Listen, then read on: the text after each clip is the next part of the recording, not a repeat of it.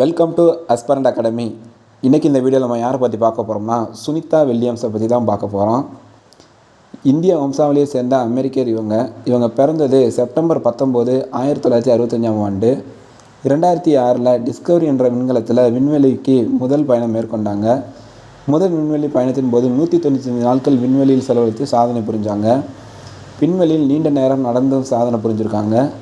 விண்வெளிக்கு சென்ற இந்திய வம்சாவளியை சேர்ந்த இரண்டாவது அமெரிக்க விண்வெளி வீரர் இவங்க தான். 2007 விண்வெளியில் பாஸ்டன் மாரத்தான் ஓடிய முதல் நபர் இவங்க தான். 2008 அறிவியல் மற்றும் பொறியியல் துறையில் மத்திய அரசின் பத்மபூஷன் விருது இவங்களுக்கு வழங்கப்பட்டது.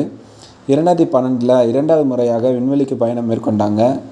இதில் ISSன் தளபதியாகவும் பணியாற்றினாங்க. 2013 குஜராத் பல்கலைக்கழகம் இவங்களுக்கு டாக்டர் பட்டம் வழங்கி கௌரவித்தது. தற்போது 2024 மூணாவது முறையாக புச் வில்மோருடன் பயணம் மேற்கொண்டு விண்வெளிக்கு சென்றாங்க. விண்கலத்தில் ஏற்பட்ட தொழில்நுட்ப பிரச்சனையால் இருவருமே தற்போது அங்கேயே தான் இருக்காங்க. சுனிதா வில்லியம்ஸ் தனது 59வது பிறந்த நாளை விண்வெளியிலே கொண்டாடினாங்க. மேலும் இது போன்ற TNPSC சம்மந்தமான தகவலை பெற நம்ம சேனலை சப்ஸ்கிரைப் பண்ணுங்கள். நெக்ஸ்ட் வீடியோவில் பார்க்கலாம். தேங்க்யூ.